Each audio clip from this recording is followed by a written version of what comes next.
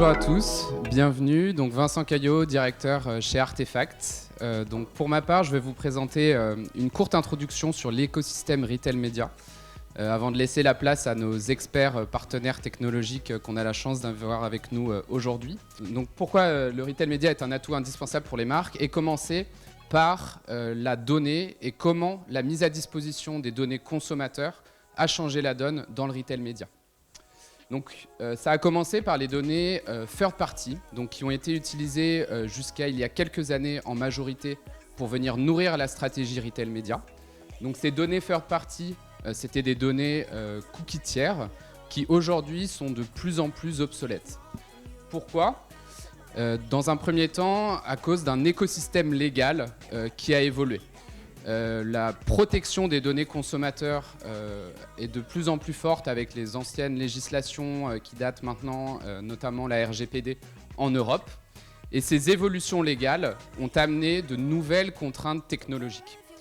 Donc ça a commencé en 2016 avec Safari qui a supprimé les cookies tiers de sa plateforme. Et ça continue aujourd'hui avec Google Chrome, donc le navigateur qui a le plus d'utilisateurs aujourd'hui, qui a annoncé la suppression de ces cookies tiers l'année prochaine. Donc la suppression annoncée de ces cookies tiers doit amener les annonceurs, les marques, à trouver de nouvelles données pour venir nourrir leur stratégie d'activation digitale. Ça passe dans un premier temps par les données first party, donc les données propriétaires des marques, qui vont, en collectant plus et mieux la donnée, venir nourrir leur propre stratégie. Cependant, ces données first party, ces données propriétaires, aujourd'hui ne suffisent plus à venir nourrir une stratégie d'activation avancée et à valeur sur le long terme. Et c'est là où interviennent les données qu'on appelle second party, donc des données propriétaires mais qui appartiennent à des partenaires, et ici dans le cas du Retail Media qui appartiennent à des retailers. Et donc cette donnée second party, elle va permettre aux marques d'avoir accès à des nouveaux pans de données, notamment des données transactionnelles à une maille utilisateur bien sûr anonymisée, ce qui va permettre de venir optimiser leurs plans d'activation digitaux. Justement, le Retail Media, c'est pas nouveau. Les retailers font du Retail Media depuis quelques années, en collaboration plus ou moins forte avec les marques. Ils utilisaient déjà leurs données shopper, leurs données transactionnelles, pour venir activer en Retail Media des campagnes pour les marques. Ce qui change aujourd'hui, c'est justement cet accès facilité aux données second party pour les marques. Aujourd'hui, les marques vont avoir beaucoup plus d'autonomie dans la construction d'insights de leurs consommateurs, dans la création d'audience, dans l'activation de celles-ci et dans la mesure des plans d'activation d'un point de vue vente et d'un point de vue héroïste. Cette autonomie, cette collaboration accrue entre retailers et marques, ce partage de données, il est aussi permis par des évolutions technologiques et notamment des data clean rooms, notamment Amazon Marketing Cloud et LiveRamp qui vont vous être présentés par la suite, qui permettent ce partage de données à une maille utilisateur et ce de manière anonymisée. Donc c'est ça la vraie différence aujourd'hui et le journée n'est pas terminé. Des évolutions technologiques arrivent tous les jours avec par exemple du confidential computing aujourd'hui, des nouvelles briques technologiques de compliance. Et d'un point de vue cas d'usage, on va avoir aussi des cas d'usage qui vont aller au-delà du Retail Media. Cette collaboration et ce partage de données va permettre de faire d'autres typologies de cas d'usage que je vais vous présenter succinctement juste après. Cette part croissance du Retail Media, elle se voit aussi en termes d'investissement. Donc vous avez ici les investissements Retail Media et les investissements médias traditionnels aux États-Unis. Et vous pouvez constater que ceux-ci ont triplé en 3 ans et vont être amenés à doubler d'ici l'année prochaine. Donc on voit vraiment l'impact du Retail Media et les marques ont compris cet impact. Et ce qu'on peut voir aussi, c'est bien sûr le Retail Media a pris une partie des budgets médias traditionnels, mais on voit aussi surtout qu'il y a un incrément en termes de budget.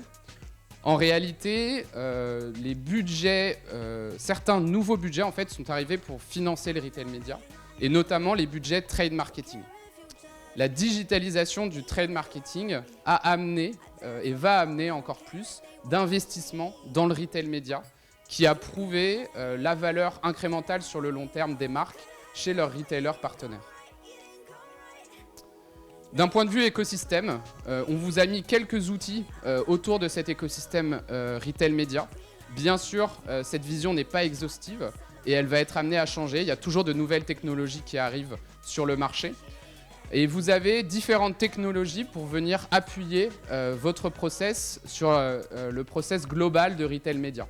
Que ce soit en termes de collecte de données, donc first party, second party, third party que je vous évoquais, que ce soit en termes de data processing, donc comment créer une Consumer View 360, donc ce que va permettre notamment les CDP, les data clean room dont je vous parlais, qui vont vous permettre de partager des données de manière anonymisée à une maille individu entre retailers et marques, la partie activation, donc bien sûr les ad servers, les DSP, et la partie insight et measurement, très importante, qui va vous permettre de mesurer la performance de vos plans d'activation, et notamment d'avoir la mesure de la performance en termes de sales et donc en termes de ROI.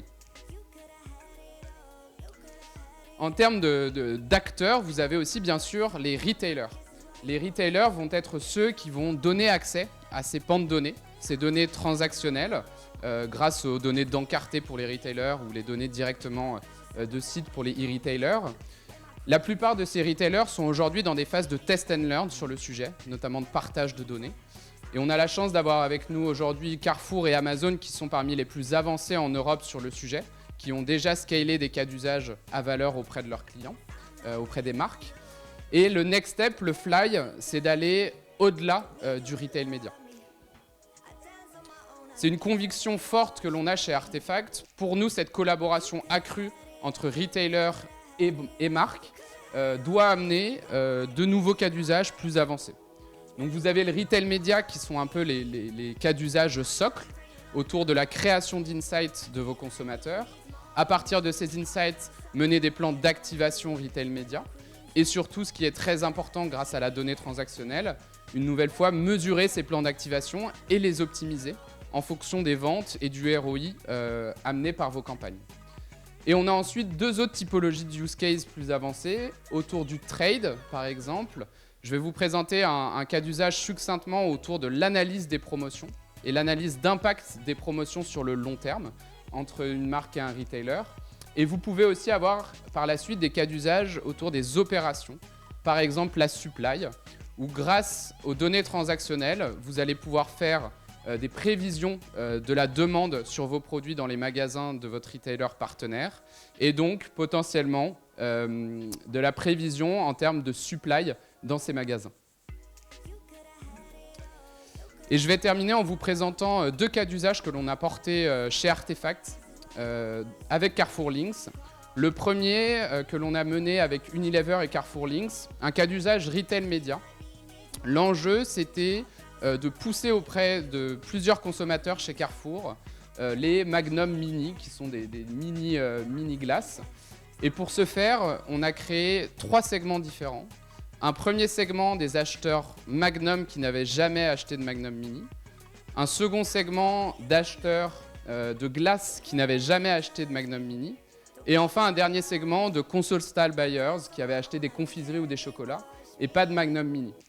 Ces différents segments, ça nous permettait d'avoir en termes d'objectifs un accroissement de la catégorie glace au global, dans une logique de collaboration gagnante-gagnante entre retailers et marques.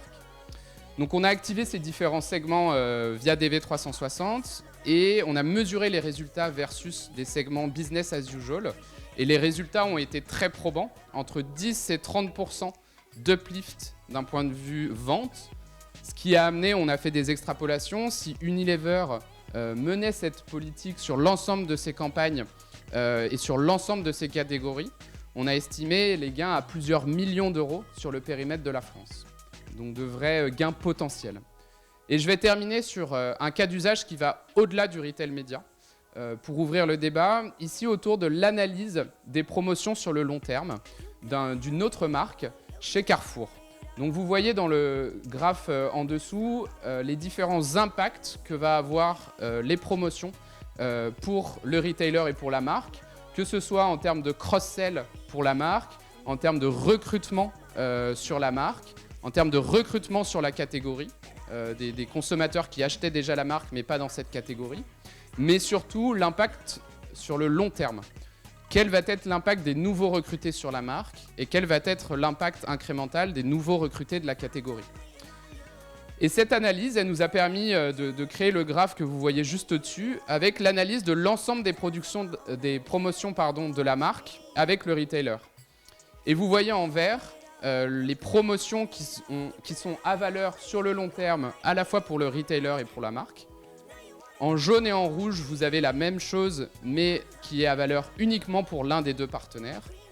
Et en violet, vous avez des promotions qui ne sont pas à valeur pour aucun des deux partenaires. Donc l'enjeu, ça va être de trouver des mesures d'optimisation pour toutes les promotions jaunes, rouges et violettes, grâce à cette analyse des données mises en place par le retailer avec la marque.